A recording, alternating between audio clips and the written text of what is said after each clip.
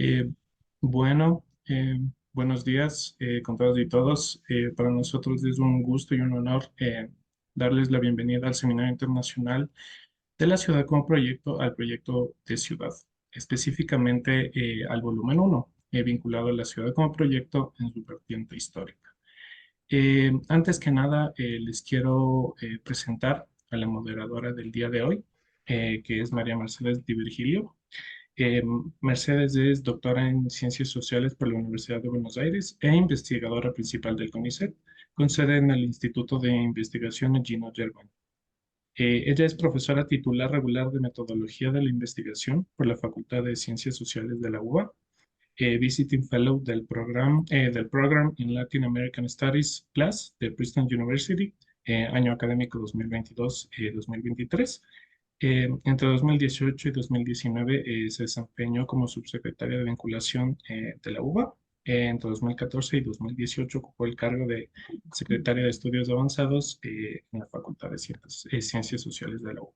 Entonces, les dejo con ella y muchísimas gracias por asistir todos acá. Bueno, Sebastián, muchísimas gracias. Buenos días a todos y a todas.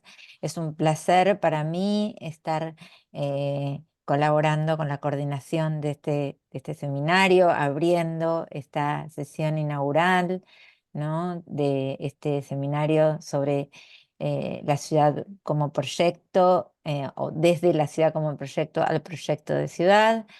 El seminario va a durar aproximadamente 2 horas y lo vamos a organizar de esta manera. Va a iniciar Fernando Carrión presentando el proyecto que le da origen a este encuentro. Después vamos a tener una presentación a cargo de Fernando Lara sobre perspectivas decoloniales de la ciudad como proyecto. Después va a presentar Francisco Colom, La ciudad como utopía, y posteriormente Eduardo Kingman y Francisco Aro van a hacer las presentaciones finales. Vamos a tener para el cierre un tiempo de preguntas y comentarios. A mí me va a tocar la desagradable tarea de marcar los tiempos, así que a todos, a todas, em, les voy a estar señalando cuál es su tiempo máximo bueno, en sus presentaciones.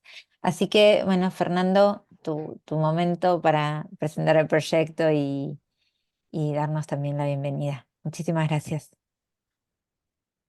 No, muchísimas gracias a ti, Mercedes. Un saludo cordial a todas las personas que nos acompañan en este inicio de seminario, en esta mesa número 1. El año pasado tuvimos la suerte de publicar un primer volumen dentro de la editorial prestigiosa mundial global Springer, que se denominó El urbicidio, la muerte de la ciudad. El proceso que seguimos es más o menos el mismo que estamos llevando a cabo hoy día, que fue ponernos de acuerdo primero con las personas que van a escribir, que en este caso ya están escribiendo sus contribuciones, y luego, pues, un poco al final del proceso de escritura, tener un seminario como el que llevamos a cabo ahora, para poder principalmente poner a consideración de nosotros mismos los avances, los desarrollos que estamos teniendo en cada una de nuestros artículos. Y esto básicamente en la idea de que es un trabajo principalmente de carácter colectivo, y que eso nos puede ayudar a mejorar la redacción de cada uno de nuestros artículos y sobre todo pues el producto final. Ese resultado de Urbicidio fue francamente muy, muy interesante por la difusión que se tuvo, que se sigue teniendo de los libros. En ese caso fueron 47 artículos en un solo volumen de más de 940 páginas. Y como resultado de eso, volví a presentar a Springer un nuevo proyecto, que estamos trabajando, para hacer esta idea de la ciudad como proyecto y los proyectos o proyectos de ciudad. Springer le pareció muy buena la idea, muy interesante, pero me sugirió de que en vez de que sea un solo volumen, como inicialmente había previsto, pues que sean dos volúmenes. Uno precisamente para ver cuáles han sido los proyectos de ciudad, las iniciativas teóricas, metodológicas a lo largo de la historia. Y el segundo, cuáles serían los proyectos de ciudad que están vigentes pues en el mundo actual. Este es un proyecto bastante ambicioso porque tenemos en los dos volúmenes trabajos que provienen de América Latina, de Estados Unidos, de Europa, del Asia, de África, de Oceanía, es decir, que son visiones absolutamente mundiales, globales, para ir entendiendo el pensamiento y la realidad de las ciudades en donde vivimos. Y entonces este primer volumen es un poco una reminiscencia histórica, una interpretación histórica de cuáles han sido los proyectos principales de ciudad que se han desarrollado a lo largo del tiempo. Y esto obviamente sirve de base y por eso también hemos invitado a los autores, autoras del segundo libro para que estén también presentes en esta reunión, en este seminario. ¿Cómo va a ocurrir al revés? Pedirles a ustedes que están hoy día como autores, autoras, que estén también en el siguiente seminario que haré la próxima semana. Este primer volumen tiene cerca de 30 autores. El segundo tiene un poco más, son 38 autores, que si ustedes se ponen a ver son casi 70, que en algunos casos son escritos por 2, 3 personas, lo cual nos hace pensar que son más de 100 los autores que estaremos trabajando en estos dos volúmenes. Y si a eso se suma el trabajo de los lectores pares, pues vamos a tener un número cercano a las 300 personas que han estado académicamente vinculados a este proceso. La idea es que una vez que terminemos estos dos seminarios, el primero en esta semana y el segundo la semana siguiente, pues ya simplemente cada uno de los autores y las autoras puedan terminar sus trabajos y hacernos llegar. En algunos casos ya hemos recibido incluso las contribuciones. Pero si es que quieren todavía los autores que ya han trabajado esto, hacer algunas correcciones a partir de las discusiones que tengamos, obviamente eso va a ocurrir. Nosotros esperamos que esto pueda estar terminado en el mes de abril.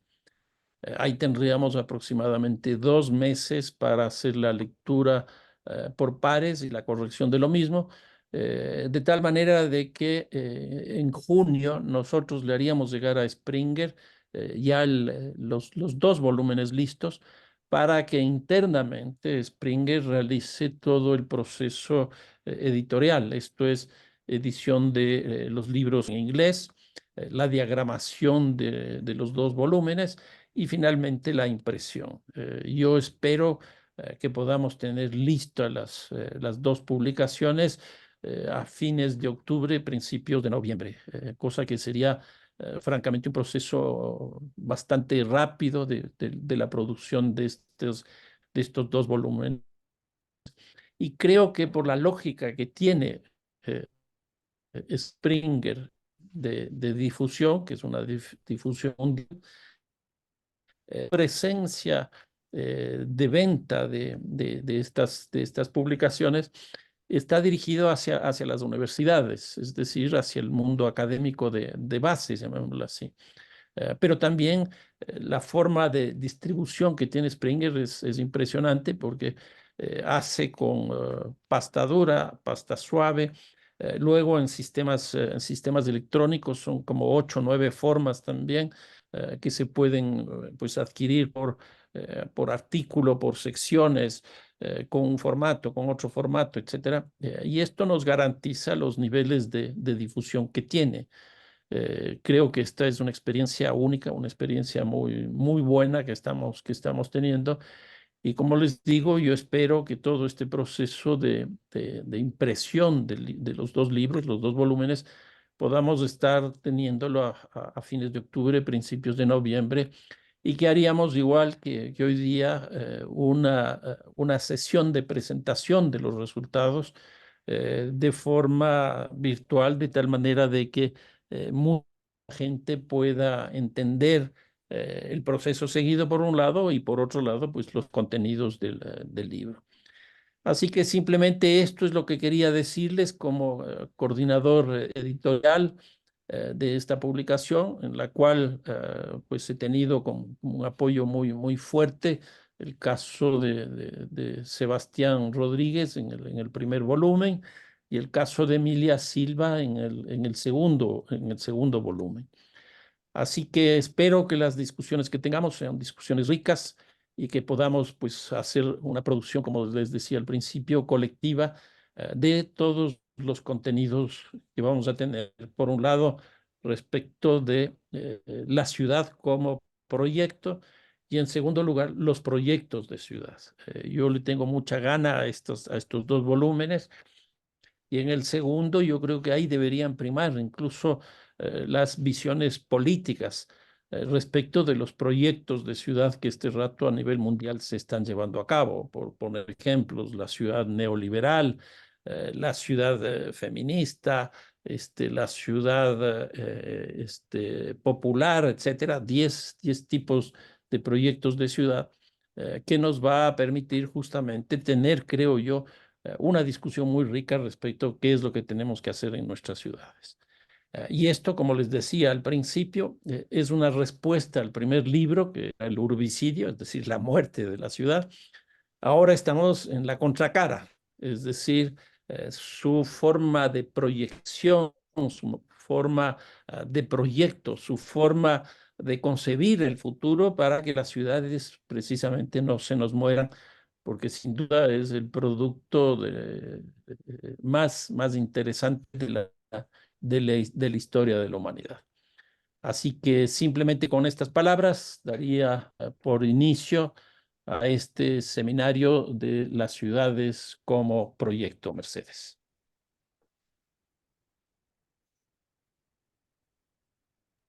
Muchísimas gracias, Fernando. Bueno, vamos a escuchar ahora la presentación de Fernando Lara. Fernando, bienvenido. Su presentación va a tratar sobre las perspectivas decoloniales de la ciudad como proyecto. Fernando es profesor de la Weizmann School of Design de la Universidad de Pensilvania.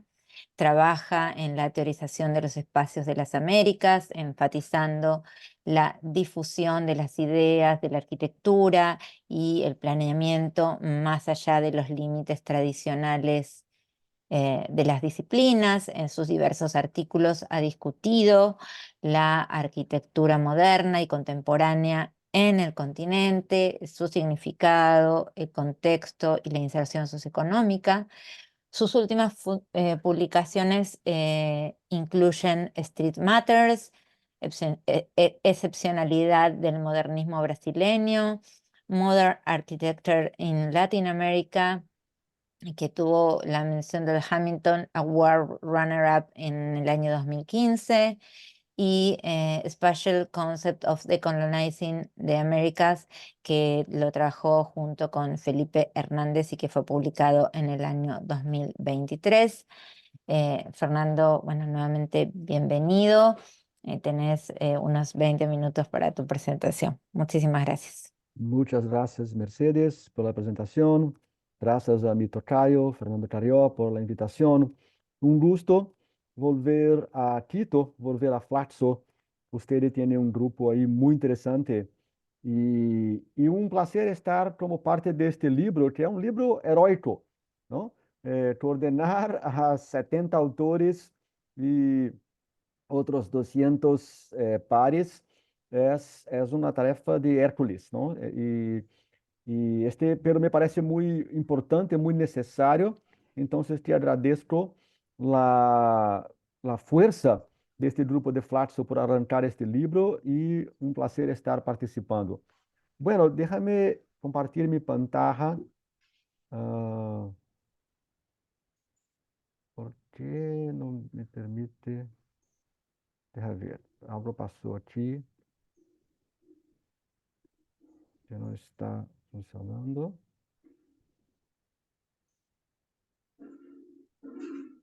No encontro mi propio PowerPoint en la opción de compartir pantalla. Déjame intentar algo. Abrir el PowerPoint e intentar compartir otra vez. A ver. Ah, sí, ahora sí.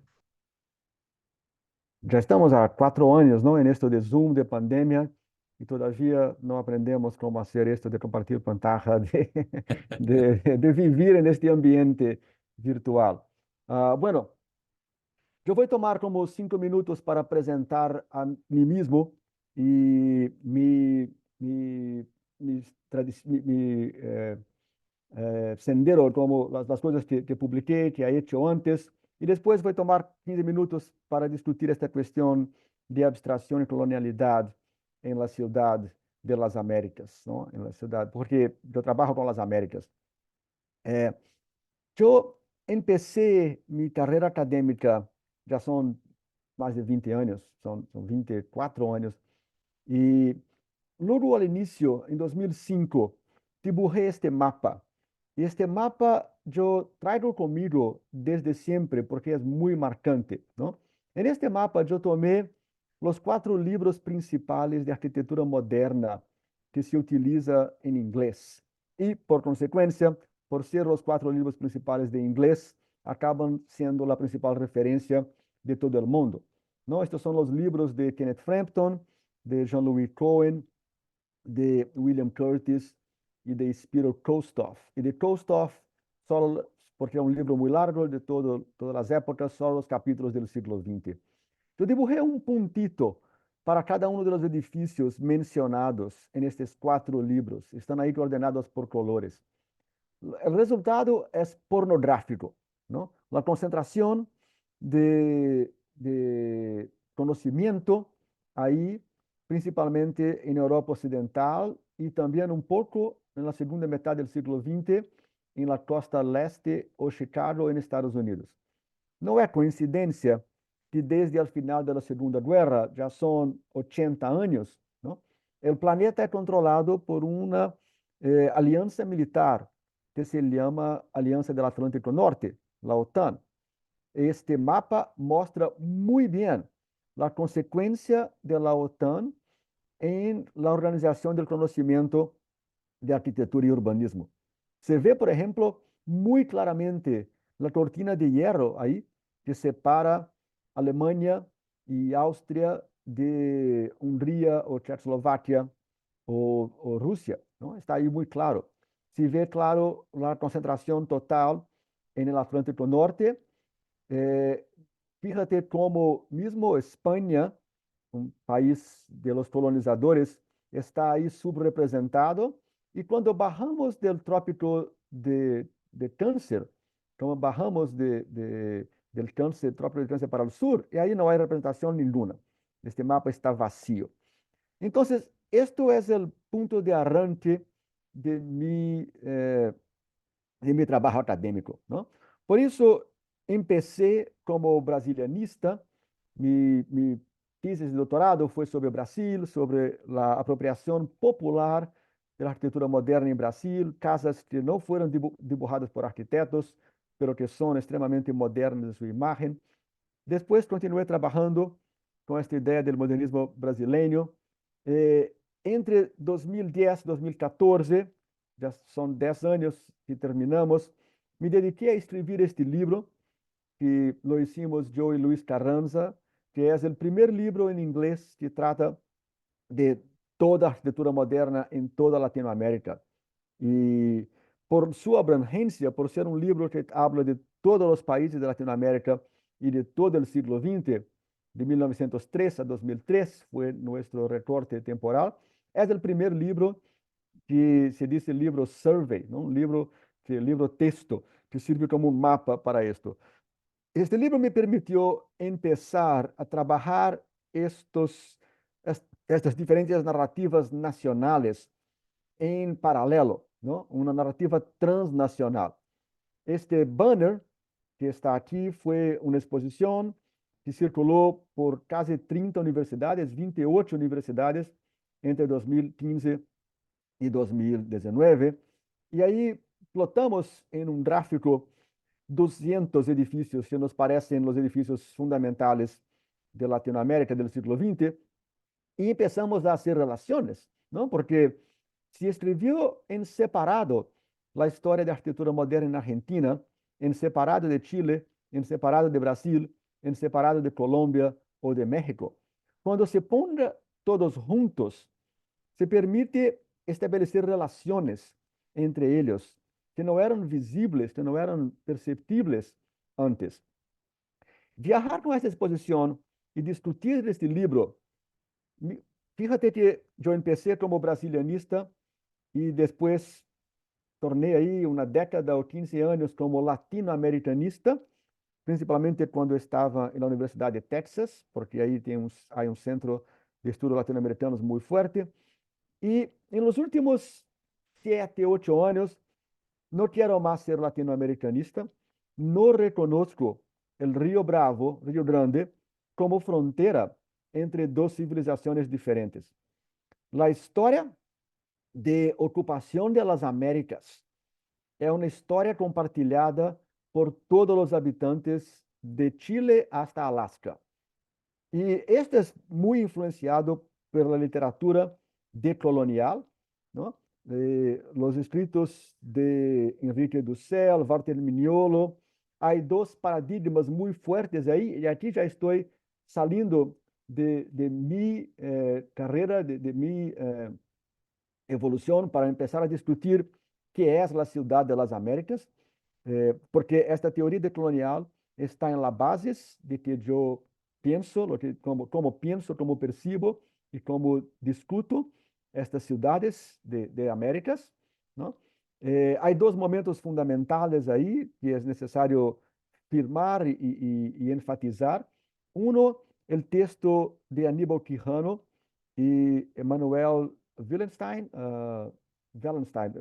perdón, me olvidé cómo pronunciar correctamente el nombre del coautor, pero Quijano en este texto de 92, ya son 32 años, Quijano afirma que no es que las Américas participaron en la evolución del capitalismo a partir, claro, de 1492. No habría capitalismo si no fuera por la invasión europea de las Américas, ¿no? 3 años después, el libro de Arturo Escobar es publicado y Arturo Escobar explicita o hace una disecación de la idea de que modernidad y colonialidad son la misma cosa. No hay modernización sin colonización. Y esto fue transformador para mí porque yo había pasado ahí una década como latinoamericanista. Bueno, lo malo es que yo no leí Escobar en el siglo XX. Yo leí Escobar ahí por 2010 y ya 15 años después de publicado. Pero Escobar me ayudó a entender que yo no necesitaba adjetivar la arquitectura latinoamericana. Porque para explicar a arquitectura latinoamericana sin la moldura teórica de Escobar, yo tenía que hablar de una modernidad incompleta, una modernidad conservadora. Marina Weissman hablaba de una modernidad divergente. Christian Fernandez Klotz hablaba de una modernidad apropiada.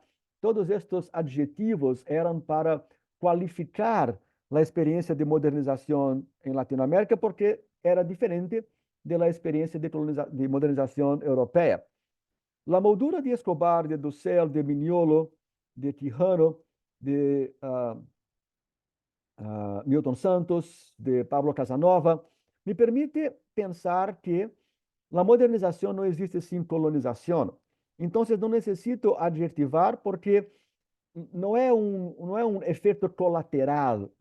A pobreza, a desigualdade, a exclusão, a explotação de los recursos naturales não são efeitos colaterais da modernização, são parte integrante da modernização, são partes radicales da modernização. Por isso, empecé a escrever.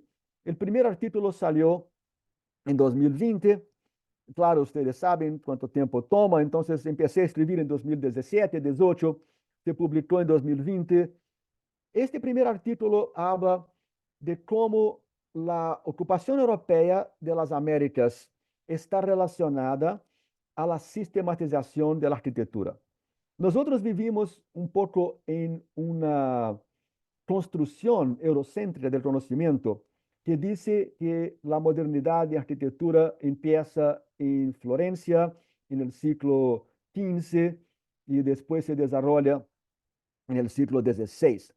Cuando tomamos muy cuidadosamente los textos que discuten la arquitectura de Alberti o Brunelleschi, etc., sí hay ahí una ruptura, hay un cambio, pero son todavía arquitecturas muy medievales, en el sentido de que Alberti imaginó la separación entre el arquitecto y la construcción, pero esto no estaba implementado, esto no funcionaba, era una idea de Alberti. Esta separação de verdade se materializou ao largo do século XVI e se materializou ao largo do século XVI ao mesmo tempo que os poderes europeus, que os reinos de Europa ocupavam e explotavam a América. Aprendiam como hacerlo e desenvolviam tecnologias e ferramentas para hacerlo. Então, a sistematização del conocimiento principal de arquitectura. La idea que nosotros trabajamos con abstracciones espaciales, que separamos el espacio entre planos bidimensionales, como una fachada, un corte, una elevación, una planta. Esta herramienta fue una herramienta de abstracción espacial que se desarrolló para y desde la ocupación de las Américas. No hay como decir que desarrollaron las herramientas para ocupar las Américas. Las herramientas fueron desarrolladas porque estaban ocupando las Américas. Y en este punto, geógrafos están muy por delante de los arquitectos. En la arquitectura, infelizmente, la primera vez que se publicó sobre esto fue un poco Roberto Fernández en Argentina, en 97, me parece que es su libro, y después los trabajos míos de Felipe Hernández, pero esta síntesis solo se hace ahí por 2020, y yo soy parte de esto. Los geógrafos ya están trabajando esto hace 20 años, y tanto Doreen Massey como Ricardo Padrón, como Patricia Cid, ya explotaron bastante la idea de que las navegaciones y la ocupación de las Américas cambió la forma de tratar el espacio de un itinerario para un mapa. ¿Y cuál es la diferencia de itinerario para mapa? En el itinerario, lo que utilizó Cristóbal Colón cuando navegaba es una descripción de direcciones y espacios. En el itinerario, el que describe está dentro de la descripción. El itinerario dice, yo andé de esta calle a esta otra calle. En el mapa, como se desarrolló a lo largo del siglo XVI, el que describe está afuera, está en separado. Y esta abstracción espacial, esta capacidad de separar el que describe, el que imagina, el que planea, el que dibuja, de lo que está dibujado, planeado o mapeado, es la llave de la colonización, ¿no? Aquí un mapa de los Nahua, las relaciones geográficas que lo encomendó Felipe II en 1578. Estos mapas son llenos de conocimientos relacionales.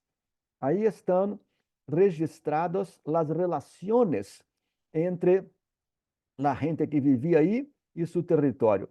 Después de Dürer, después de Descartes, estas relaciones no están más registradas, ¿no? Tenemos la idea del mapa que empieza por el damero y toda vez que un poder impone lógica, toda vez que un poder quiere imponerse territorialmente, utiliza ya la geometría para imponer en el espacio la idea de poder. Eso lo hicieron los chinos en la ciudad prohibida en Beijing. Esto lo hicieron los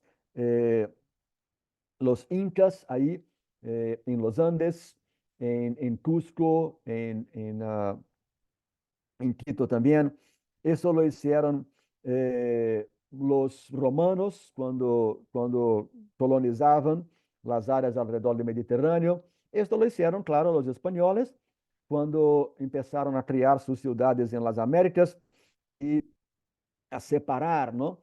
Los españoles de los nativos, pero todos tienen que vivir en esta retícula, en este damero. Y después esto tomó una dimensión continental cuando Thomas Jefferson lanza la idea de lanzar un grid por todo el Estados Unidos al oeste de Apalachia. Y este grid está aquí, donde yo vivo, está aquí en Filadelfia, que es más antiguo, pero es muy visible cuando estás en Illinois, Iowa, Michigan, Ohio, Nebraska, todas estas áreas del Vale del Mississippi. Y este grid, claro, esta abstracción separa la gente del territorio, separa la naturaleza de la idea de propiedad, ¿no? Entonces, una construcción cartesiana ahí, que fue sintetizada por René Descartes en el inicio del siglo XVII, por ahí por 1610, es la separación entre la mente y el cuerpo, ¿no? La idea de divindad, la idea de la filosofía, las ideas, el poder, está solamente en la mente. Y Descartes no es explícito, pero no necesitaba, era implícito en aquel momento, que estaba hablando de la mente del hombre europeo, ¿no? Todos que no son europeos no tienen mente, son parte del cuerpo solamente, ¿no? Todos que no son hombres, que no tienen el cromosomo Y, también tampoco pueden ser parte de la mente, son solo cuerpo. Y nosotros vivimos las consecuencias de esta separación hasta hoy, ¿no? La dificultad de dar autonomía a las mujeres sobre su propio cuerpo es una cuestión. La exclusión que tenemos en nuestras ciudades es otra cuestión. La dificultad de entender que el conocimiento no está acumulado en Estados Unidos, Inglaterra, Alemania y Japón. El conocimiento está ahí en Paraguay con los guaraní, el conocimiento está en la África subsahariana, el conocimiento está en Tailandia, en Vietnam. Conocimiento tenemos todos. Estas son las cuestiones que trabajo. Más Fernando, recientemente, hoy ya estoy necesitamos que vaya, sí. Ok, yo me voy en un rato. Más recientemente, trabajando la idea de abstracción entonces como privilegio, organicé 2 seminarios en Austin con 20 historiadores que trabajaron sobre esto, publicamos 2 libros y los últimos 2 trabajos, que estos van a estar muy presentes en el texto que pretendo escribir este mes y enviarlos. Lo primero es la idea que necesitamos conceptos americanos para pensar espacio en las Américas. Yo sé que este libro tiene una pretensión mundial, que va a trabajar en ciudades de Asia, etcétera, pero yo voy a enfocarme un poco en las Américas en mi texto y principalmente trabajar esta idea de que las herramientas de abstracción espacial, que son las bases de la planeación y de la arquitectura, son herramientas colonialistas, son herramientas, claro, de modernización, pero también de colonización. Termino aquí porque me extiendo demasiado. Muchísimas gracias por escucharme hoy. Muchas gracias, Fernando. Bueno, vamos a pasar ahora a la presentación de Francisco Colom sobre la ciudad como utopía. Francisco es profesor de investigación del Centro de Ciencias Humanas y Sociales del Consejo Superior de Investigaciones Científicas. Obtuvo su doctorado en filosofía en la Universidad Complutense de Madrid, realizó estudios de posgrado en la Universidad Libre de Berlín y de postdoctorado en la Universidad de McGill en Montreal, Canadá. Su trabajo se ha centrado en las transformaciones socioculturales de la modernidad, su efecto sobre las identidades y las ideologías de los actores políticos y los conflictos normativos que se derivan de tales procesos. Durante los últimos años, sus trabajos giraron en torno a los espacios políticos y la teoría de la ciudad, y sus últimas publicaciones incluyen Tristes Patrias, más allá del patriotismo y el cosmopolitismo, publicado en el 2019, Forma y política de lo urbano, La ciudad como idea, espacio y representación, publicada en 2016. Así que, Francisco, todo tuyo. Tienes Hola, buenas tardes. aproximadamente 20 minutos. Sí, buenas tardes. Creo que me estarán oyendo, espero, y que estarán viendo la pantalla compartida mía, ¿es Sí, correcto? perfecto, perfecto. No sé si se me ve a mí también, pero no se pierde También nada. se te ve a ti. Vale. Bueno, pues muchas gracias por la invitación. Bueno, digo buenas tardes porque aquí son las 4 de la tarde.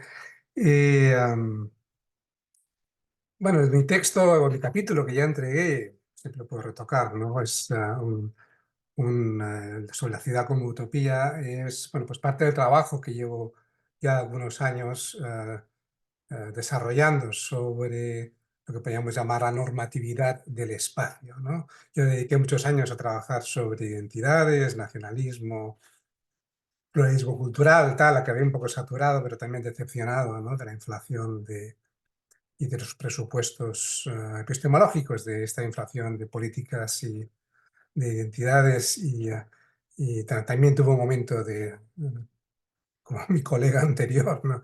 No el mismo tipo de momento de visión, ¿no?, cuando consideré que a través del análisis del espacio se podían realizar otro tipo de trabajos que quizá aportaban más conocimiento, ¿no? Bueno, entonces aquí yo lo que he intentado básicamente de una forma muy didáctica, porque es un recorrido muy largo a lo largo de la historia y de la tradición occidental, básicamente, es mostrar cómo existe una cierta continuidad, no una identidad, pero sí una continuidad en la discusión sobre la ciudad en la tradición política occidental, ¿no? En el sentido de que ha sido siempre de una u otra manera una discusión, un debate sobre la buena ciudad, ¿no?, la idea de la ciudad buena, o sea, una vinculación normativa a ese concepto. Y esto ha tenido expresiones muy diversas, ¿no? Ha tomado formas muy diversas, desde la ciudad virtuosa o la ciudad como espacio para la virtud y la justicia, el mundo griego, o la ciudad de Dios, ya con el inicio del periodo del cristianismo en la Alta Edad Media, o la búsqueda de la ciudad ideal en el Renacimiento, en el 480, e incluso hasta el día de hoy, ¿no?, los debates que hay sobre estas adjetivaciones de la ciudad, la búsqueda de la ciudad sana o higiénica, inteligente y sostenible, ¿no? De una u otra forma, aunque vengan de trasfondos y de contextos históricos absolutamente diversos, pero estamos siempre girando en torno a la idea de la discusión sobre la buena ciudad, ¿no? Y es ahí donde yo he querido ver, ¿no?, la existencia de diferentes connotaciones, podríamos llamar utópicas, ahora veremos hasta qué punto, que están ligadas a esta idea de la ciudad, ¿no?, y más concretamente a la dimensión urbana como una referencia utópica desde la antigüedad hasta hasta nuestros días, ¿no? Básicamente la idea de presentar la ciudad como una referencia idealizada para una organización material y moralmente completa de la vida colectiva, ¿no? Pues claro, eso se va a estirar mucho el, el concepto de utopía y aquí convendría recordar, lo que algunos historiadores de la utopía han mantenido, es que la idea la idea de la utopía es en buena medida un híbrido, ¿no?, entre la tradición religiosa judio-cristiana de la existencia de una vida en un pasado armoniosa, en un paraíso terrenal, y también el retorno de esa forma de vida al final de una teleología histórica que tendrá la forma de la venida del reino de los cielos, ¿no?, del día del juicio final, la segunda venida del Mesías, o sea que hay una proyección cronológica y teleológica, no solo teológica, donde esa armonía, la vida colectiva está en los orígenes y en los finales de los tiempos, ¿no? Mientras que, por otro lado, en la tradición griega, eh, esa idea de la vida buena sobre todo se cifró más en una dimensión más espacial, en la medida en que se pensó en la polis, en la comunidad urbana y en las instituciones civiles de la misma como el espacio necesario para desarrollar las virtudes que hacen una forma de vida digna, ¿no? Para la civilización clásica, la única forma de vida concebible era la vida en la comunidad urbana, en la ciudad, en la polis. De hecho, tanto los griegos y en buena medida los romanos, para ellos la ciudad es una unidad jurídico-política y es una unidad social, y no es tanto una unidad espacial, ¿no?, porque en realidad lo que permitía, bueno, esto es lo que le diferencia sobre todo también de las antiguas civilizaciones del creciente fértil, ¿no?, donde la vida urbana era un poco una excrecencia una estructura palaciega o una estructura religiosa, ¿no? Entonces, para griegos y romanos la ciudad es a la vez, es la ciudad construida, pero es también la ciudad viva, la ciudad que es una entidad jurídico-política, ¿no? Por lo tanto, la concepción de la ciudad como utopía va a ser una interesante materialización o combinación de estas dos dimensiones, la ucrónica y la utópica, la dimensión espacial y la dimensión temporal. Antes incluso de que en el Renacimiento se acuñe el propio término de utopía para imaginar una sociedad ideal, ¿no? Bueno, entonces el texto que yo he entregado, voy a ir utilizando aquí las diapositivas, ¿no? En el mundo griego la vida buena se identifica con la politeia, con la ciudad como espacio para el cultivo de la virtud. Platón planteaba que la ciudad solamente es posible cuando se da una complementariedad de las necesidades humanas, pero también Aristóteles, o sea, la cosa va más allá, también reconoce que la ciudad permite el que desarrollemos y complementemos nuestras habilidades y que por eso quien no tenga necesidades o no necesite de nadie más, pues no es un ser humano, sino que debe ser una bestia o debe ser un dios, ¿no? Pero la ciudad tiene un fin que va más allá de la complementariedad y de la búsqueda de las necesidades y de las habilidades, y más allá de la búsqueda de la autosuficiencia, ¿no?, de la autarquía.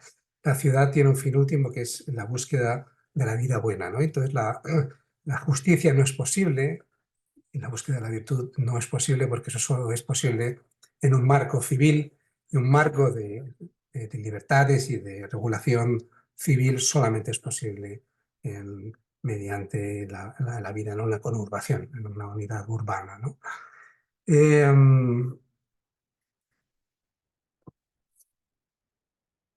Bueno, esto es una idea que se va a perder en buena medida con los inicios del cristianismo. Históricamente, lo que se llama la decadencia del Imperio Romano supuso sobre todo una decadencia de su vida urbana, una decadencia de sus ciudades, sobre todo en la Europa occidental, no tanto en el Imperio Romano de Oriente, y es ahí donde se produce una teologización del concepto de la utopía urbana, en la medida en que un autor como San Agustín, que es un romano imbuido de valores cristianos, pues viene a decir que, bueno, que Roma hace ya mucho tiempo que había dejado de ser una república, una república, porque había perdido la justicia, etcétera, etcétera, y que la verdadera vida, la verdadera vida que aporta una forma mejor o la búsqueda de una virtud, que ahora es la búsqueda de la salvación, pues está en otra ciudad, que es la ciudad de Dios, que es paralela a esta, y que es también aquella a la que llegaremos al final de los tiempos. Por lo tanto, tanto en el sentido material como en el sentido ideológico, durante casi más de 1000 años, la idea de la utopía o la idea urbana de la comunidad utópica se habrá apartado, ¿no?, del urbanismo real, de la ciudad construida. Y será básicamente durante el Renacimiento y la búsqueda de esos referentes perdidos del mundo clásico, cuando se recuperará también la obra de Vitruvio y el interés por la relación entre la forma construida y la dignidad o la virtud cívica de los individuos. Lo que pasa es que, claro, en esos autores humanistas del 480, de Alberti, de Martini, de Filarete, en fin, donde sus tratados, ¿no?, especulan sobre la búsqueda de la ciudad ideal y la búsqueda de la medida, ¿no?, la medida del ser humano como la medida exacta también para lograr la belleza como instrumento de la virtud. En este tipo de reflexiones está totalmente desvinculado de las necesidades de habitabilidad o de otro tipo de consideraciones que llamaríamos urbanísticas en la actualidad, sino que está más que nada ligado a la cuestión de necesidades de representación o necesidades militares, ¿no? Eh, eh,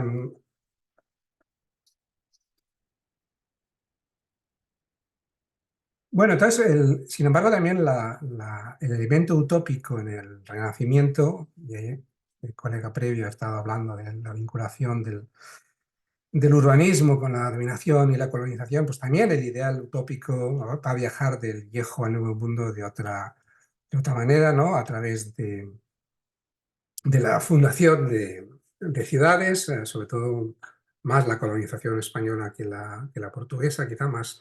Claro, la ciudad se convierte efectivamente en un instrumento de dominación, es una forma de ocupación del territorio, aunque la gente no vivía en las ciudades, o una pequeña minoría, pero sí que era el instrumento jurisdiccional para, en cierta medida, abstraer el espacio y administrar desde ella esos espacios en buena medida imaginados, porque no podían ser controlados materialmente, sobre los que se construirá la colonización española y europea, pero hay diferencias, ¿no?, de la América, ¿no? Y ahí es interesante porque podemos encontrar, en fin, es conocida, ¿no?, la idea de que Vasco de Quiroga, el primer arzobispo obispo de la Nueva España, bueno, él tenía un ejemplar anotado de la utopía de Moore, y se pueden más o menos reconocer algunas de las prácticas que él intentó con los indios purépechas ahí en la laguna, ¿no?, pues algunas de las cosas que vienen describidas también en el libro de Moore. Y posteriormente, a finales del siglo XVIII, pues un experimento de urbanización muy distinto, porque también tenía unas referencias utópicas reconocibles, pues fueron los experimentos de las misiones, sobre todo jesuíticas, aunque también hubo franciscanas y agustinas.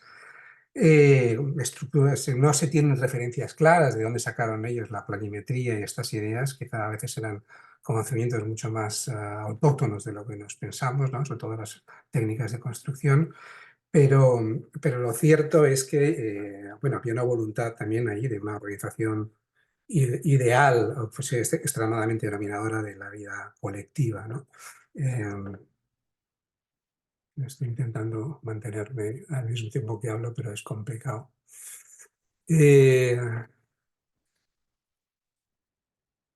Bueno, lo cierto es que cuando expulsaron a los jesuitas de los reinos de la monarquía española, Algunos de ellos reivindicaron que ese modelo de colonización de las misiones jesuíticas pues correspondía a la vieja idea de la ciudad ideal platónica. Tal, ¿no? Bueno, non è vero e ben trovato, que se dice, ¿no? Era una justificación a posteriori, una reivindicación de su trabajo en América, pero que nos permite seguir dando saltos y rastreando estos referentes utópicos que se encuentran en las experiencias urbanas. Bueno, lo cierto es en el Renacimiento, ¿no? En Europa, donde aparecerán a partir de la obra de Moore pues, los autores, y se inventará la palabra, los autores clásicos, que imaginarán estas sociedades perfectas en forma de utopías urbanas, ¿no? Aparte de Moore, pues Bacon con su Nueva Atlántida, Campanella con la Ciudad del Sol, Harrington con la República Oceana, Johannes Andrea y con su Cristianópolis, en fin, hay muchísimos, es todo un género. Lo interesante de estos casos en donde se plantea la forma de una sociedad ideal como una forma de vida urbana es que, bueno, ellos especulan, ¿no? Con la disolución de la familia, la comunidad, la comunidad de la propiedad, incluso la comunidad de la propiedad de las mujeres, o del acceso físico a las mujeres. En fin, hay toda una serie de ideas, bueno, que hoy en día algunos escandalizarían, pero son socialistas a su manera. Algunas de estas ideas fueron posteriormente practicadas en el siglo XIX a pequeña escala en los experimentos de los falansterios, ¿no? O buenistas, etcétera, etcétera, o algunos experimentos que hubo en estas pequeñas ciudades industriales en Francia. Dando un salto en esta historia de los capítulos del urbanismo utópico, pues aunque es puramente imaginario, ¿no? Pues es interesante detenerse en la ilustración y lo que se ha llamado los arquitectos. Francisco, necesitaríamos que vayas como Sí, voy redondeando. terminando, vale. Bueno, los arquitectos estos revolucionarios o visionarios, Ledoux, Boulet, Lequeux, que imaginaron un diseño. Esto se creó la parte industrial de las salinas reales de Artesinan, pero él diseñó una ciudad ideal alrededor, como una serie de edificios, una arquitectura parlante, donde cada edificio debería responder a una función concreta, la casa del placer, la casa de las mujeres, etcétera, etcétera. Y este elemento utópico en la imaginación de la organización urbana, aunque parezca que no, alcanza hasta la modernidad en la medida en que cuando se reacciona frente a la situación degradada de lo que son las ciudades industriales del siglo XIX, las propuestas, o algunas de las principales propuestas que todavía reconocemos como clásicos de la arquitectura moderna, pues van a enfatizar en ese componente utópico, entre comillas, idealizado de la ciudad que debe responder a la degradación industrial. Y hoy me quedo con básicamente tres referencias, ¿no? Por un lado, la idea del movimiento de las ciudades jardín de Vincent Howard, que propone sacar a la población de las ciudades, de Londres sobre todo, y diseñar este conjunto de pequeñas ciudades de unos 30.000 habitantes conectadas radialmente a través de un ferrocarril. Una propuesta también ruralista. En realidad son utopías antiurbanas estas, pero en fin, como es la de Broadacre City, ¿no? De Frank Lloyd Wright, con el habla de la ciudad de Disappearing City, ¿no? Volver a disolver la ciudad. La ciudad había sido un instrumento para la protección en la Edad Media y de eso ya no es necesario. Por lo tanto, estas grandes ciudades son una prisión para el individualismo. Hay que volver a un sistema descentralizado y a través de la movilidad que permite el automóvil. Y el gran gurú de la modernidad urbanística, ¿no? Le Corbusier, con su idea de la ciudad radiante, que él propone básicamente este sistema de los grandes bloques de apartamentos que acabarían con la segregación espacial por clases, dirían, esta organización vertical de la sociedad acabaría con esa segregación horizontal, pero acabaría también con las calles, que es un elemento en común tanto de Wright como de Vincent Howard, y que todo esto dio a una reacción posterior, y ahí no me puedo detener, ¿no? A críticos de este urbanismo contemporáneo como Jane Jacobs o el propio Henri Lefebvre, que vienen a reivindicar todo lo que estos movimientos habían criticado, como es el papel de la calle, el tejido orgánico de la ciudad, la diversidad económica que sostiene a estas comunidades urbanas y la idea de que, pese a lo que dijo toda la sociología de Chicago a principios del siglo XX, la idea de que en las ciudades también existe comunidad, también existe una unidad o unos lazos orgánicos entre los individuos, y que justamente el urbanismo lo que tendría, y la arquitectura lo que tendrían que tender a recuperar es ese vínculo entre esa reconexión entre la ciudad y su dimensión humana, ¿no? Que es donde podríamos, por así decirlo, buscar los últimos referentes utópicos en los debates urbanísticos más contemporáneos. En fin, todo esto con más detalles lo que cuento en el recorrido en mi capítulo, ¿no? Y lo dejo aquí. Gracias, Francisco. Te pedimos que dejes de compartir. A ver si lo sé hacer, que tampoco es tan fácil. A ver. Dejar de compartir. Ya. Bueno, le damos la bienvenida entonces ahora a Eduardo Kriegman y a Mireya Salgado. Eduardo es historiador, etnógrafo, bueno, además de poeta y de pintor, tiene un doctorado en antropología urbana por la Universidad Rovira y Virgili, y una maestría en antropología andina en Flaxo, Quito, en Flaxo, Ecuador, en donde forma parte del Departamento de Historia, de Antropología y de Humanidades. Y sus investigaciones giran en torno a la historia y la memoria social urbana.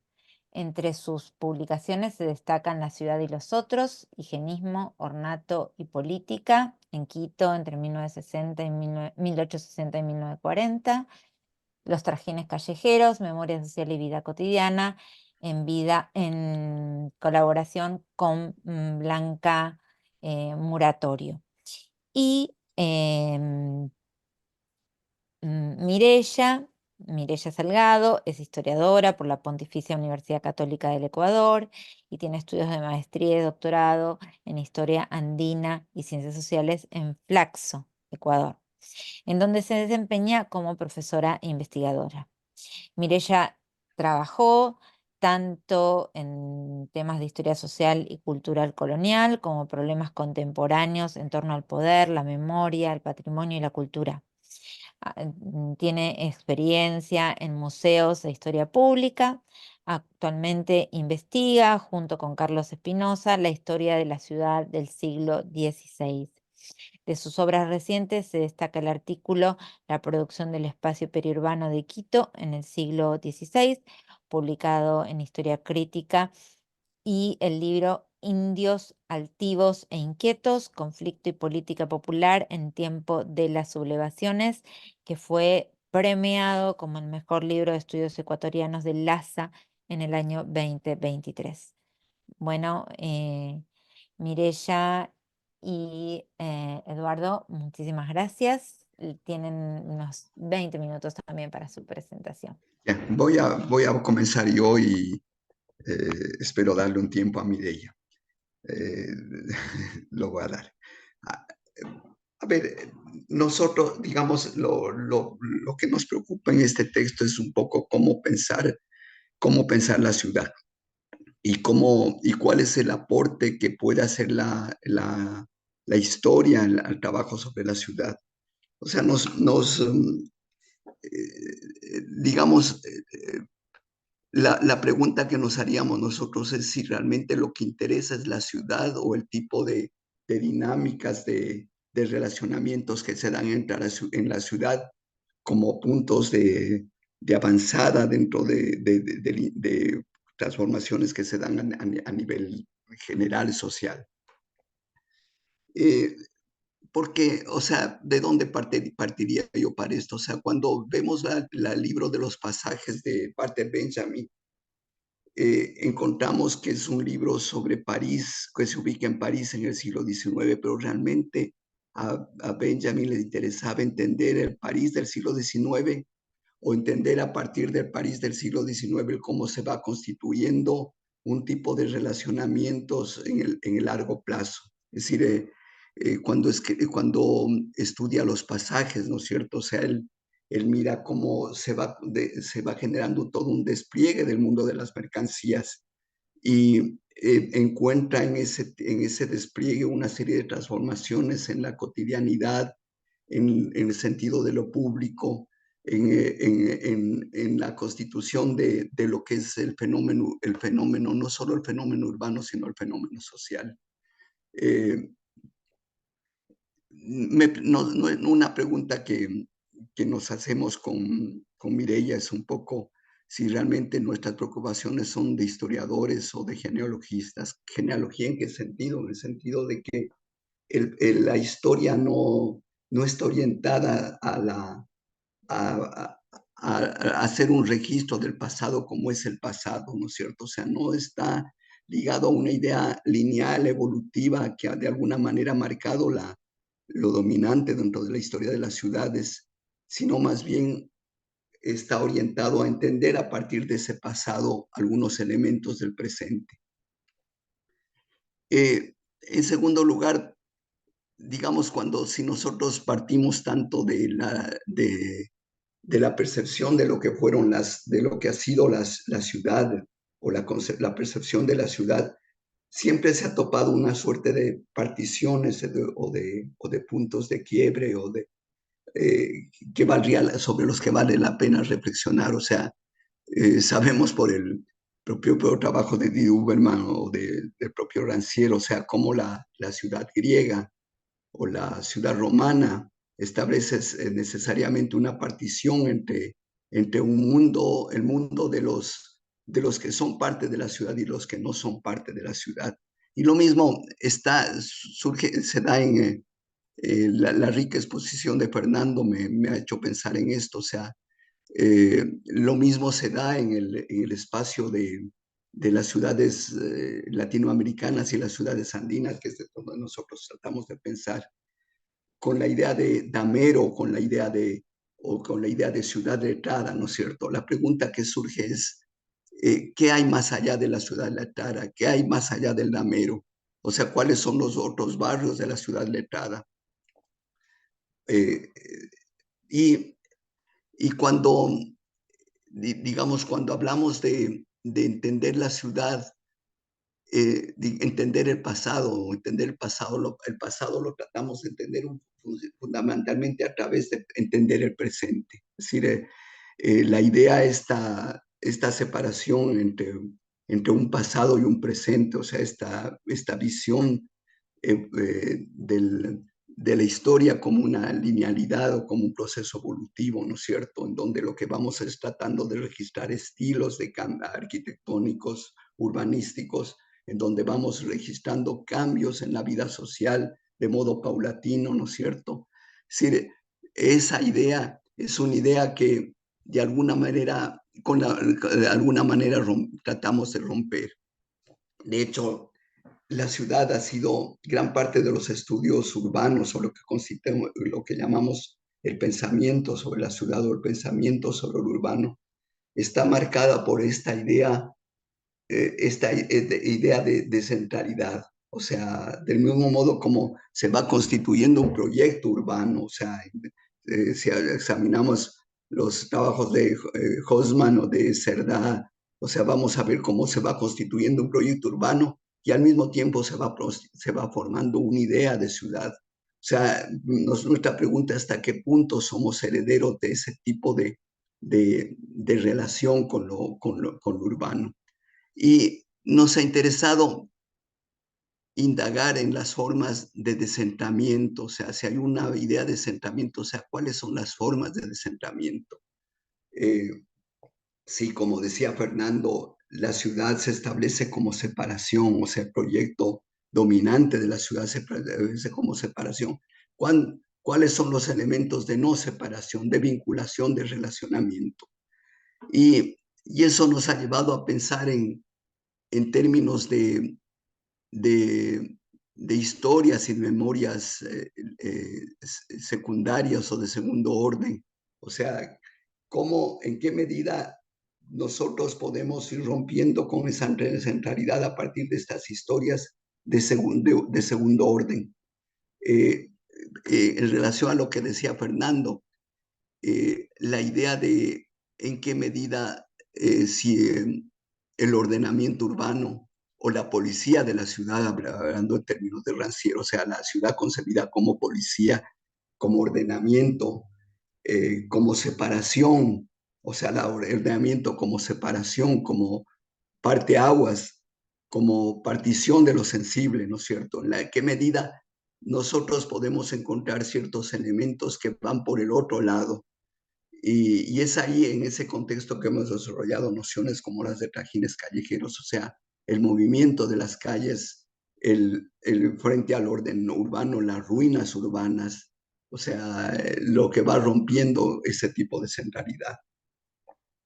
Eso en términos más metodológicos, ¿no es cierto? O sea, desde dónde queremos pensar la ciudad.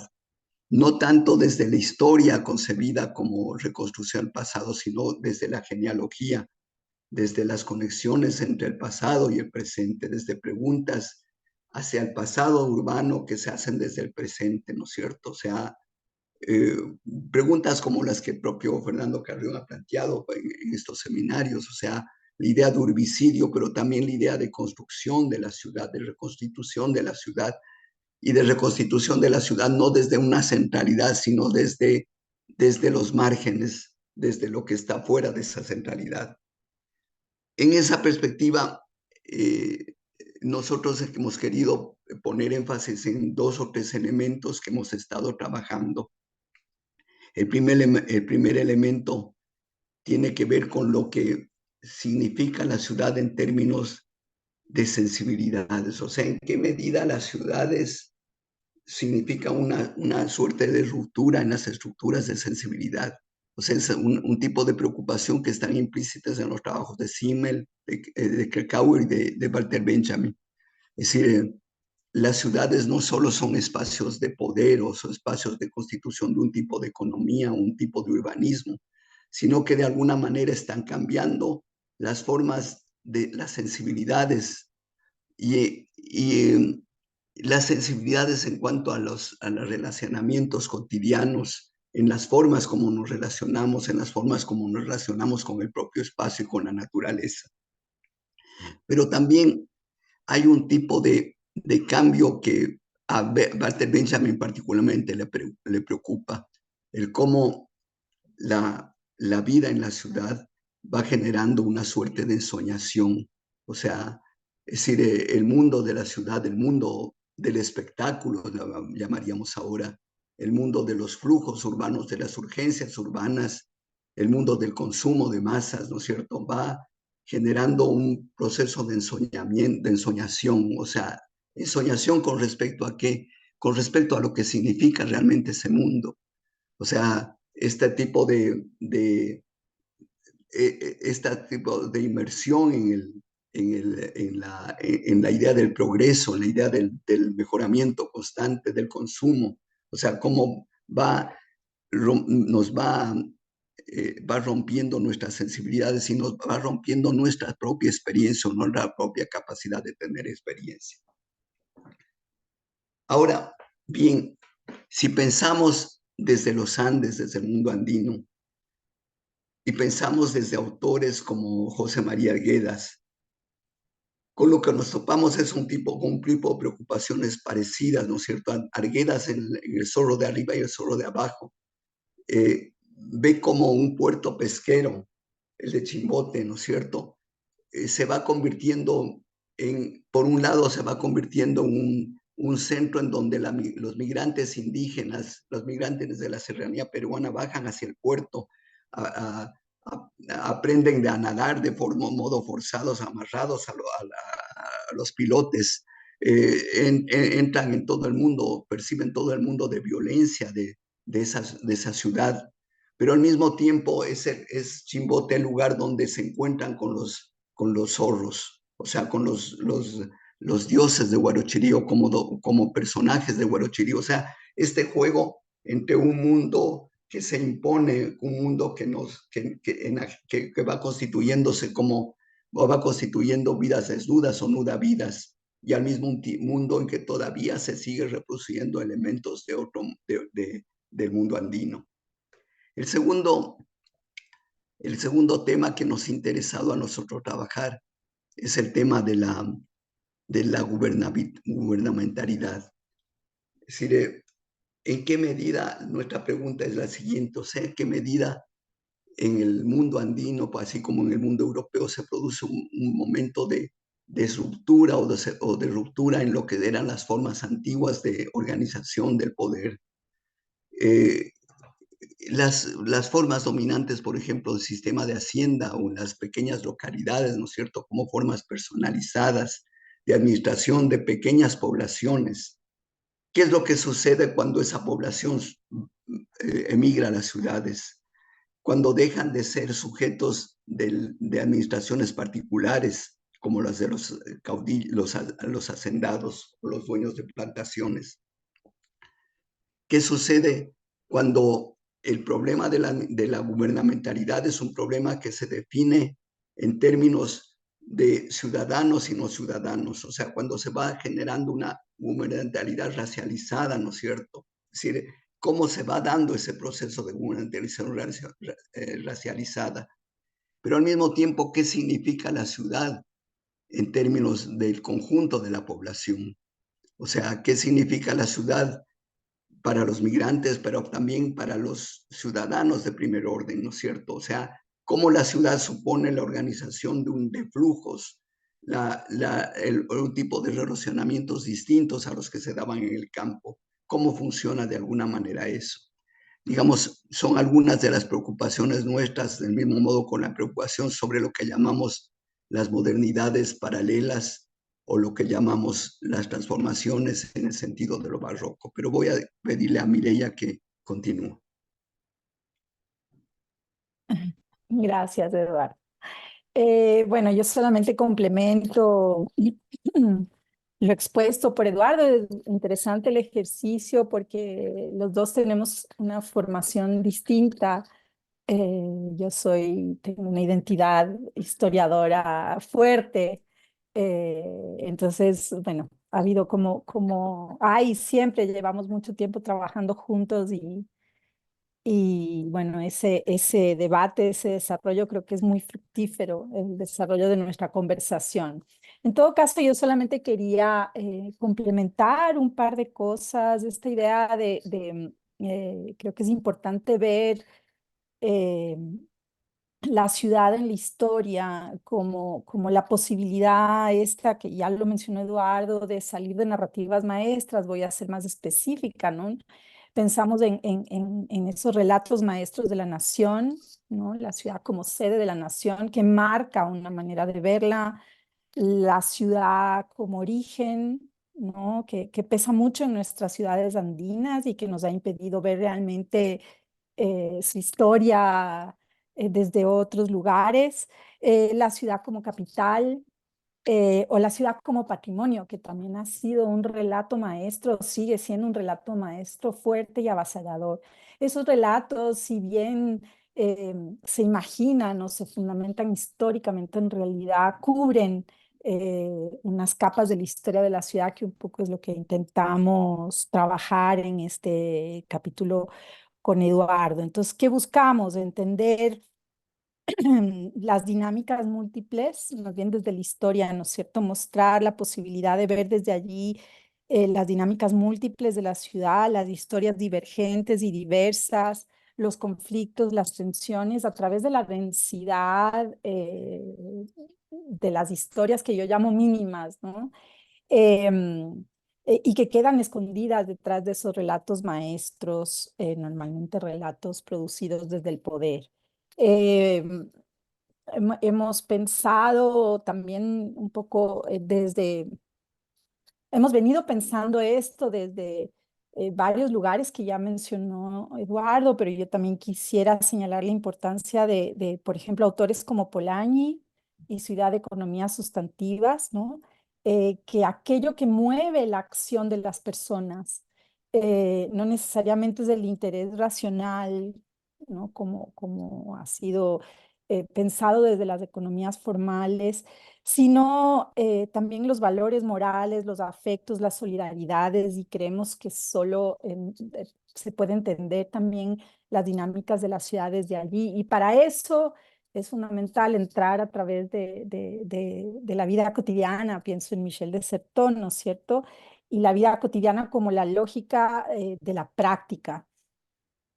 Esta no es la lógica de las estrategias, las grandes estrategias urbanísticas, en el caso de la ciudad, que suponen un dominio del espacio y el tiempo, el control del orden de lo sensible, como diría Rancière, sino la lógica de las tácticas cotidianas que aprovechan la coyuntura, el juego de la coyuntura y no parten de un lugar o una proyección, sino que toman las oportunidades al vuelo, ¿no? Y en ese sentido, un poco lo que me interesa de alguna manera introducir o estamos introduciendo en el capítulo es ver también cómo históricamente la ciudad puede verse, puede leerse desde el escamoteo, desde la escaramuza, porque son estas prácticas cotidianas de la gente común las que hacen en gran medida el destino, las que construyen el destino de nuestras ciudades como tejido social,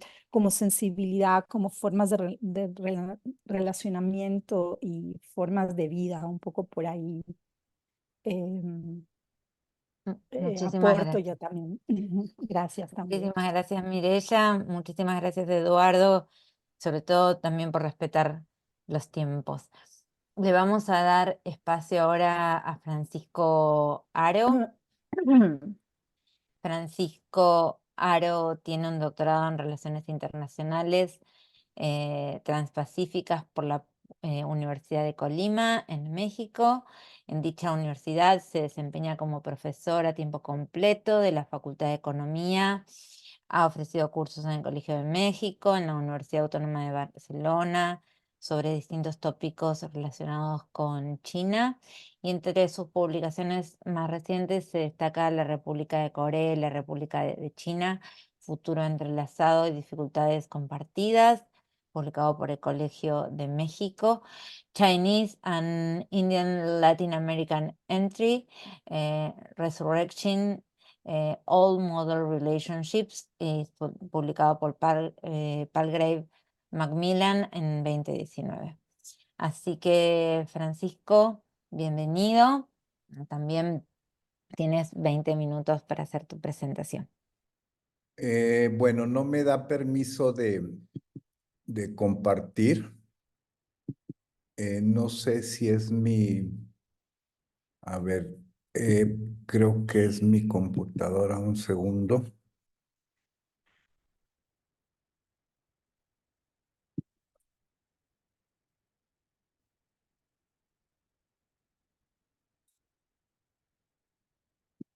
No, me va a sacar, es mi computadora. Bueno, voy a exponer lo que he hecho hasta ahora.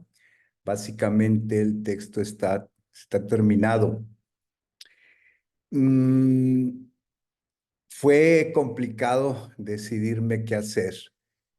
Lo que he hecho, pues, es sobre la base de mi visión de la historia china, que es muy pretencioso, pero por lo complicado que esto representa. Y lo que hice fue tomar tres periodos, o digamos, tres ciudades, tres proyectos de ciudades. Primero el de la dinastía Yuan, segundo de la dinastía Qing, y tercero la ciudad Beijing, que es como todo mundo sabe, la capital a partir sobre todo durante los años 50, particularmente en 1959, por razones que explicaré a continuación. ¿Por qué lo he hecho de esta manera? Bueno, primero hay más o menos entre, pues, toda la bibliografía, las fuentes que he consultado sobre el sustento filosófico de la ciudad, particularmente de lo que hoy llamamos Beijing. Es un sustento que está enraizado en el taoísmo. el vacío como la esencia, como lo que puede ser usado.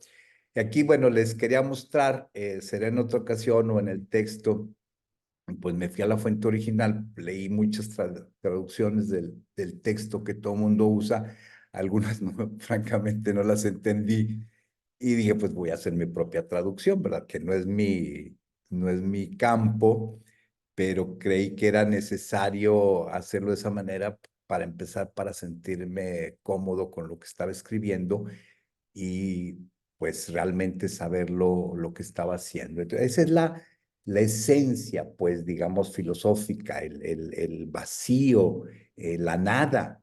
Y esa es la parte de las ciudades, ¿sí? Inicialmente una ciudad encerrada por lo menos en dos partes amuralladas, la parte donde reside el poder y la parte que protegería al resto de la ciudad.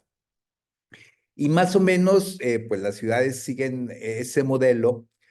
Y a mí desde el aspecto teórico, del aspecto de las perspectivas históricas, me interesan algunas cosas.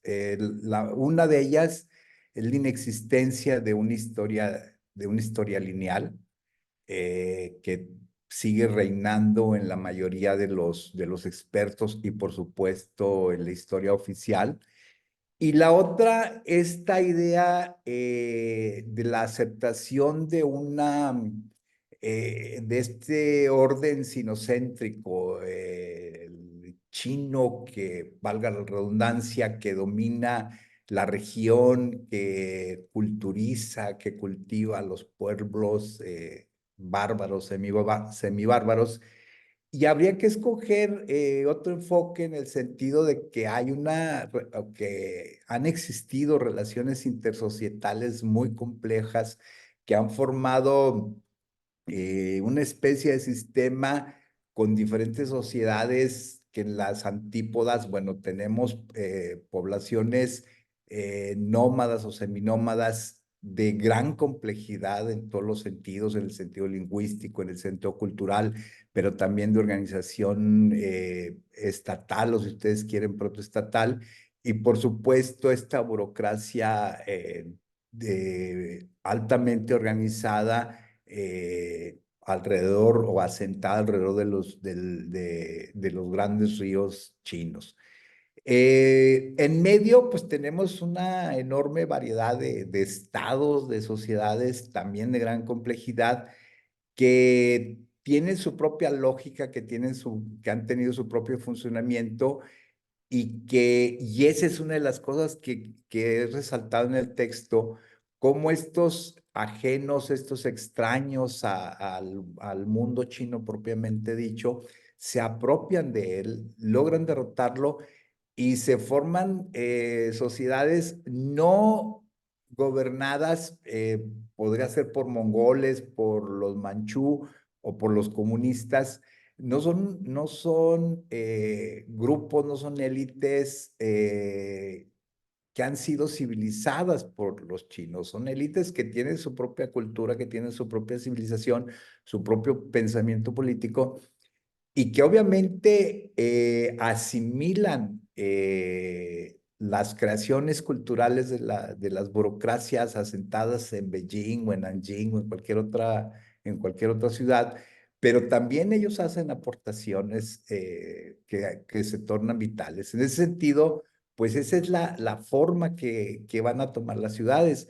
En el caso de la primera ciudad que he tomado como pretexto de la aplicación de mi propia idea de lo que es o lo que ha sido la historia de China, Dadu, pues es una es una ciudad o fue una ciudad perfecta en términos de la concepción filosófica, de la concepción del trabajo del espacio y que muestra, por un lado, la fuerza, bueno, obviamente militar de los mongoles, pero sobre todo la fuerza intelectual de sus propios, además de sus propios conceptos políticos, de cómo ellos podían gobernar y podían transformar el espacio utilizando obviamente herramientas o instrumentos filosóficos, políticos, arquitectónicos de lo que llamamos chinos.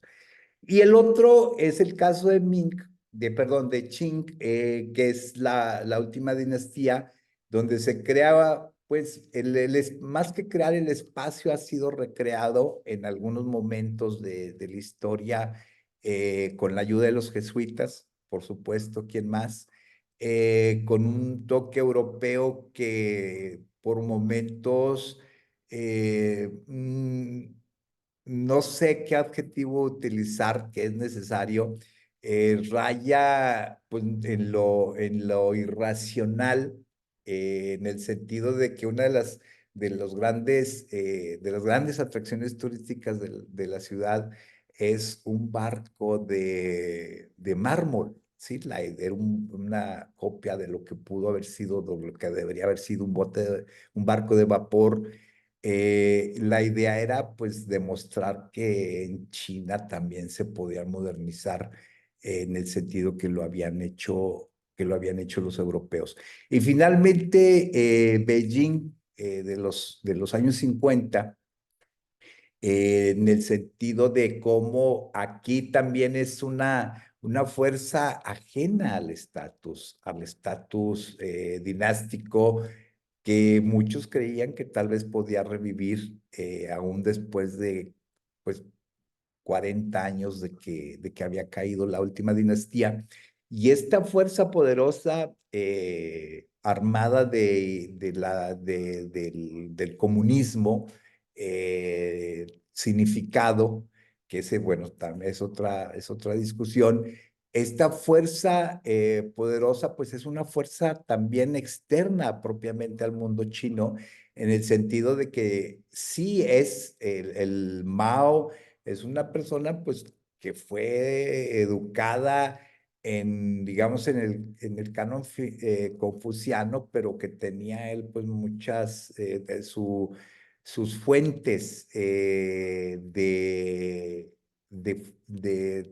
pensamientos, sus herramientas políticas, pues fueron formadas de diferente manera.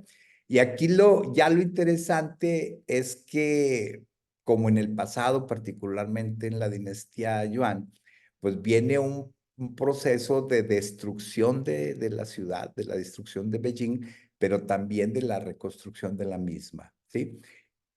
Por razones que eso también es una de las partes que intento explorar, que intento explicar en el texto, un mecanismo de legitimización, pues es la combinación. Por un lado se dejan algunos instrumentos, algunos edificios, algunas construcciones que son instrumentos de legitimidad y de legitimización. Francisco, Sí. necesitamos que vayas redondeando, por favor. Cierro. Que estos edificios, bueno, que existen, que son la que conocemos como la ciudad prohibida, y el edificio, el conjunto de edificios donde se supone vive la élite del partido. Y por otra parte, 10 edificios que son construidos en el 10º aniversario, con motivo del 10º aniversario de la Revolución, que es muy interesante porque es toda una negociación que se realiza con los planificadores urbanos de Moscú, que llegan a la ciudad a ordenar qué es lo que se debería de hacer. Y bueno, se produce un proceso de negociación muy interesante. En fin, más o menos esos son a grandes rasgos los elementos que aparecen en mi texto. Muchas gracias. Muchas gracias, Francisco. Tenemos ahora un espacio breve de preguntas y comentarios. Está el chat habilitado para dejar las preguntas. No sé si hay alguna pregunta. Les pedimos a los expositores, a las expositoras, que puedan abrir sus cámaras. Em, y si no, Disculpa, Mercedes, que te sí. corté. Hasta que se realicen las preguntas, les queríamos hacer un pequeño anuncio con respecto a la certificación del seminario. Entonces, no sé si está Emilia Silva por acá para que nos indique un poquito el proceso. Sí, ¿cómo están? Mucho gusto. Bueno, les cuento que, como nos decía Fernando, vamos a tener dos seminarios. Uno va a ser esta semana, tenemos el siguiente que sería la continuación, el segundo volumen, la próxima semana, del 25 al 29. Entonces, sí van a poder obtener un certificado. Es importante que asistan. El registro queda anotado virtualmente. Entonces, una vez que ustedes ingresan, eso se registra automáticamente, no tienen que hacer ningún proceso. Este certificado de participación va a tener un costo de $20 y bueno, lo puede adquirir quien desee. El pago va a ser hasta el 1 de abril. Todavía no les enviamos la información, la vamos a estar publicando en nuestras redes sociales de Polistic. Pueden encontrar eso en Facebook, Instagram. Y bueno, lo importante es que se conecten. Si tienen preguntas, nos pueden escribir a los correos electrónicos que les vamos a dejar aquí en el chat.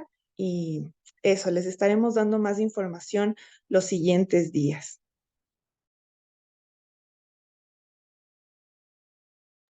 Listo, muchísimas gracias, Emilia. Entonces creo que podemos continuar con las preguntas. Hay una pregunta para Francisco de Gustavo y dice, ¿podrías mencionar alguna o algunas características físicas que marquen la evolución de las ciudades chinas? ¿Qué diferencias hay con el resto de las sociedades? Francisco, te pedimos que seas breve. Sí, bueno, no podría decir cómo las diferencias con las demás ciudades.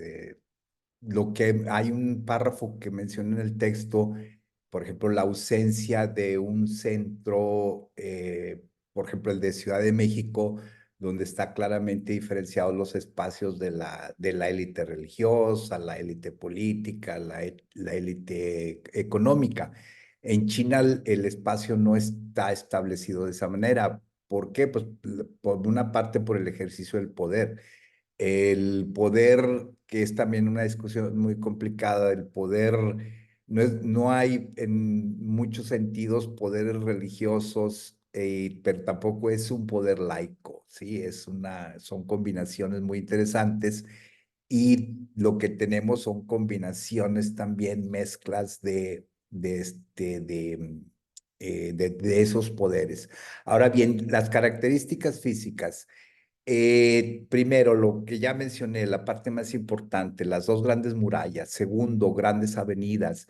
Tercero, hay una característica muy importante en Dadu, en esta primera ciudad que abordo, que hoy sería Beijing, es la existencia de un referente, una gran piedra que sería más o menos equidistante a los diferentes puntos de la muralla.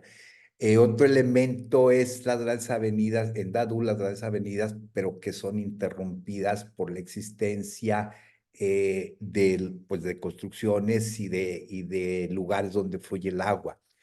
Esto va a seguir más o menos en el tiempo, estas grandes avenidas, por ejemplo, Beijing, lo que hace el gobierno, una de las primeras casas que hace esta gran avenida, que es pues, por decirlo así, la avenida más simbólica, mayor importancia, Chang'an, que es en Beijing, que es una ciudad que corta lo que sería hoy Tiananmen y la ciudad prohibida, pues es una avenida que ha sido muy ancha y lo que hizo el gobierno fue ampliarla.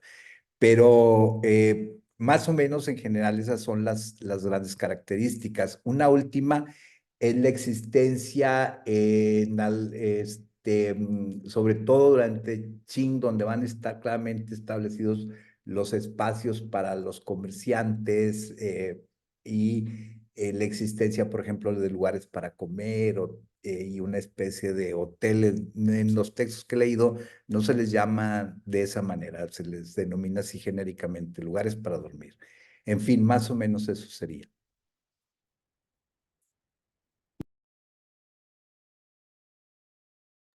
Perdón, tenemos dos comentarios más. Nos piden algunas precisiones sobre ciudades fortificadas y ciudades resilientes, pero yo entiendo que quizás esos temas se van a tratar en el próximo seminario. Igualmente, si alguna de los panelistas quiere hacer algún comentario, bienvenido. Y aguárdame un minutito que busco el orden de las presentaciones. Entiendo que es para Fernando Lara la pregunta. Desde una perspectiva decolonial y teniendo en cuenta los cambios geoestratégicos a nivel mundial, ¿cómo ve o cuál sería el papel de las ciudades latinoamericanas en estos cambios? Y luego para Eduardo Kickman, ¿cómo podemos catalogar el modelo de la ciudad latinoamericana en la actualidad?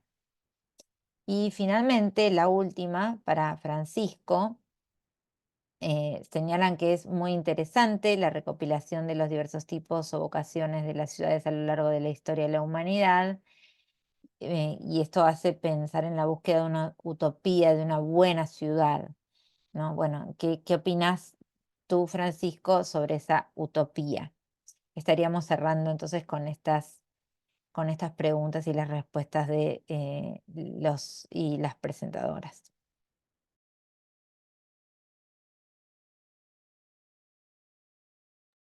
¿En qué orden contestamos? Sugiero contestar en el mismo orden en que las presenté, si les parece. La primera era para Fernando, la segunda para Eduardo Kickman y la tercera para Francisco.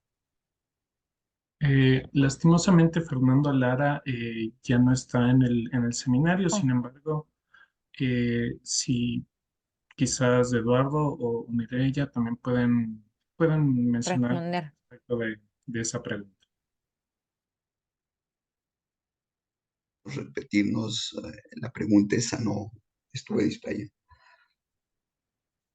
Desde una perspectiva decolonial y teniendo en cuenta los cambios geoestratégicos a nivel mundial, ¿cómo ve o cuál sería el papel de la ciudad latinoamericana dentro de esos cambios?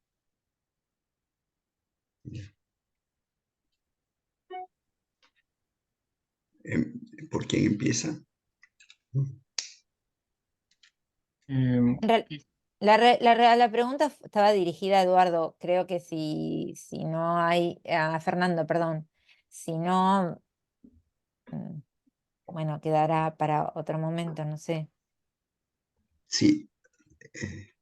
A ver, no sé, Mireya tal vez quiera comentar también, pero brevemente. O sea, yo encontré en la exposición de Fernando muchos puntos en común con nuestras preocupaciones. O sea, cómo la preocupación de cómo romper el pensamiento de la ciudad como centralidad, como, como, como un tipo de pensamiento de carácter más bien técnico o ligado a la urbanística o ligado a lo que Rancière llama la policía de la ciudad. O sea, y cómo instituir un tipo de pensamiento distinto ligado a lo que sería ya la política, o sea, la posibilidad de que el conjunto de habitantes de una ciudad tengan habla o tengan posibilidad de opinar o definir. O sea, me parece que esa cuestión ha estado presente en el debate sobre las ciudades y lo que nosotros eh, añadimos a partir de nuestro propio trabajo.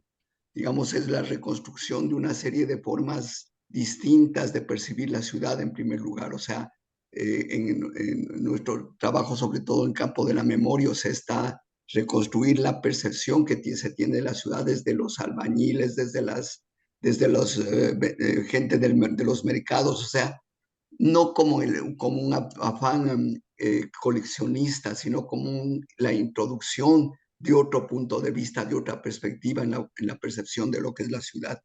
Y también la idea de que si lo dominante es la idea de la separación que decía Fernando, ¿no es cierto? lo que se da en la vida cotidiana es más bien la idea de los flujos y de los relacionamientos. Ahora, la ciudad, ¿cómo es la ciudad actual? Me parece que es una ciudad compleja. O sea, las ciudades latinoamericanas son sumamente complejas porque están atravesados, es decir, por el desgobierno, ¿no es cierto? Por digamos, lo que en la perspectiva, en la lectura Foucaultiana, ¿no es cierto? La idea de gubernamentalidad tiene con la posibilidad de definir la forma como se gobierna una ciudad. O sea, cómo organizo cómo logro que entre en funcionamiento elementos como la salubridad o la seguridad, ¿no es cierto? Pero sobre todo la posibilidad de negociación y de relacionamiento. Me parece que todo eso está de alguna manera roto este rato. O sea, está roto, digamos, estamos viviendo un momento de grandes rupturas. Algunos miran en sentido de catástrofe por su relación con cambio climático o con las grandes pandemias, pero cómo en medio de esos podemos ofrecer o plantear otra idea de ciudad o otra idea de relacionamientos a partir del pensamiento social en el campo de la historia, la antropología o la sociología. Muchas gracias, Eduardo. Creo que ya respondiste también la pregunta que estaba dirigida explícitamente a ti sobre cómo pensabas el modelo de ciudad latinoamericana, ¿no? Sí, gracias, Em, Mercedes. Para Francisco, entonces, queda la última pregunta sobre, bueno, esta utopía de una buena ciudad, ¿no? ¿Qué opinas al respecto? Sí, ¿no? Sí, es un concepto en constante evolución. Sí, es un concepto, es una referencia. Habría que ver si estamos hablando siempre de lo mismo, yo creo que no, pero sí que es una referencia constante en la cultura occidental. Yo esto no me atrevería a decir que en otras, y considero que América Latina es parte de la cultura occidental, pero no me atrevería a decir exactamente lo mismo en otras latitudes, pero lo cierto es que la idea de una forma de vida colectiva, moral y materialmente mejor o más plena, es una idea que es en una forma urbana, no social, que hay utopías sociales, revoluciones, en fin, todo tipo de planteamientos, pero la idea de que es la comunidad urbana, sí que es una idea que he intentado contar muy rápidamente, porque el texto es bastante más largo, sí que es una idea que aparece con distintos contenidos y distintos contextos y significados.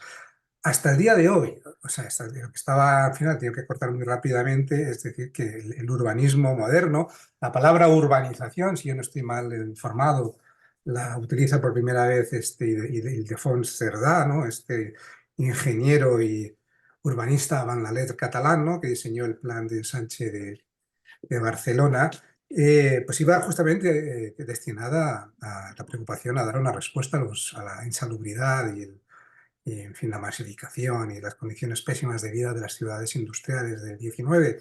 Y la respuesta, tanto a la búsqueda de ciudades jardín como ese diseño ruralizante también de Wright o Le Corbusier, pues tienen este componente utópico. Ahora bien, todavía hoy, en la actualidad, sigue habiendo, yo ya no le llamaría utopías, pero sí que la idea de que es posible una ciudad más funcional y más habitable y más humana, es algo que sigue pasando continuamente, ¿no? Y yo creo que eso se ve sobre todo, por ejemplo, en todos los experimentos que ha habido desde en el último siglo de las ciudades planificadas, ¿no? No solo en ellas, porque también ha habido intentos de regenerar las viejas ciudades, pero también, sobre todo, aquellas que ha sido posible diseñarlas de nueva planta, algo que es muy poco frecuente por la necesidad de poder político, financiero y tiempo, ¿no? para que se desarrollen estos programas y nunca suelen salir como se plantean. Pero todavía hasta el día de hoy nos encontramos con proyectos de ciudades planificadas que responden a cierto tipo de ideal, ¿no? Tenemos estas utopías, vamos a llamar, las referencias tecnológicas, ¿no? Como la ciudad aquella experimental de Minnesota de los años 60, ¿no? Que imaginaba crear una ciudad para 200.000 habitantes dentro de un dome, ¿no? En español es una una cúpula, ¿no? Porque la protegiera, en fin, nunca se llegó a hacer, pero todavía en la actualidad Toyota está desarrollando una ciudad ligada a sus fábricas en Japón que se llama Woven City, y en Toronto pues existe Google, está creando una pequeña ciudad tecnológica, estos son modelos tecnológicos que se llaman Sidewalk Labs. Luego están aquellas que han buscado un proyecto político. Y ahí es muy interesante pensar la idea de las ciudades capitales. O sea, nosotros la damos como por supuesto, pero la idea de una ciudad capital es algo bastante peculiar, está ligado a los procesos de construcción de estados nacionales, porque en otros regímenes, en las monarquías, pues el centro, en fin, el centro del poder estaba donde estaba la corte y la corte estaba donde estaba el rey. El rey y la corte se movían durante mucho tiempo, hasta que en el siglo XVI empiezan a construirse grandes palacios como Versalles, etc., ¿no? Pues bueno, cuando se crean los estados nacionales, la idea de que hay un centro político, una ciudad desde el cual se irradia el poder simétricamente y homogéneamente al resto del cuerpo de la nación, es algo novedoso. Eso también hay una idea política detrás, y en algunos casos eso se construye con ciudades de nueva planta, ¿no? El caso más espectacular es Brasilia, quizá, ¿no? Cuando también la idea declarada es mover el centro de gravedad de Brasil hacia el interior, hacia el Amazonas, creando una nueva ciudad de diseño y trasplantando allí aunque es un estado federal, ¿no? Un país federal, pero trasplantando allí a todos los órganos políticos. Ha habido otros, ¿no? Bueno, La Plata, aunque no sea la capital de Argentina. En la actualidad en Egipto se está diseñando una nueva capital administrativa a unos 50 kilómetros del Cairo. En Canberra, en Australia, respondía a estos ideales, con lo cual, bueno, yo no los llamaría utopías, pero son ciudades que responden a proyectos políticos, en algunos casos bastante claros, ¿no? Y reconocibles, ¿no? Ha habido otras cosas más propias de la modernidad y tal, ligadas al tipo de turismo y de capitalismo financiero ligado al turismo de masas, como son las ciudades para turistas, ¿no? Tampoco es que han funcionado muy bien, ¿no? Pues estoy pensando, bueno, una ciudad que hay en Malasia que se llama Forest City, que era destinada a buscar a compradores chinos que viniesen de Singapur o de China continental, y que se ha convertido en medio de la selva, en la costa, una serie de torres deshabitadas, ha fracasado. En España, en la costa valenciana, Marina d'Or, otro fracaso. Y a menor escala, pues lo que se ha llamado las comunidades intencionales, ¿no? Les llaman así los ingleses, que son pequeñas, o sea, son experimentos mucho más limitados, de tipo comuna, tipo pequeña comunidad urbana, como Twin Oaks, que está en Virginia y que está inspirada en los textos de Skinner, ¿no? De Walden, ¿no? Del psicólogo este conductista. Auroville, en la India, que es bastante más grande, ¿no? Y inspirada en toda la metafísica de uno de esos gurús, ¿cómo se llama? Sri Aurobindo se llamaba él. O Arcosanti en Arizona, que lo diseñó un arquitecto italiano, Solaris, y que se ha convertido finalmente en una especie de pequeño laboratorio urbano autocontenido. O un sitio como en Sudáfrica, ¿no? Orania, que lo han creado los afrikaners, acogiéndose al derecho de autodeterminación cultural que recoge la República Sudafricana en su constitución, pues han creado una ciudad solo para blancos afrikaner, donde ahí la idea es pues, crear bueno, lo que llaman Volksstadt, que en alemán no es eso, pero en afrikaner quiere decir una ciudad étnicamente, bueno, que la excusa es el lenguaje, pero está claro de qué color son los que hablan eso, que es tener una ciudad étnica y culturalmente homogénea de africanas, ¿no? Con lo cual esta idea entonces de crear comunidades idealizadas en algún sentido u otro, materializadas en forma urbana, efectivamente yo creo que es una constante al menos en la historia de la tradición occidental, y allá donde esa tradición se ha exportado, se ha impuesto, y continúa inspirando y continúa adquiriendo nuevas connotaciones, sobre todo teniendo en cuenta que dentro de pocos años casi 3/4 partes de la población del mundo va a estar viviendo en ciudades, ¿no? Con lo cual es evidente que es parte de nuestra historia y de nuestro futuro. Muchísimas gracias, Francisco. Bueno, ya hemos cumplido con todas nuestras tareas previstas para el día de hoy.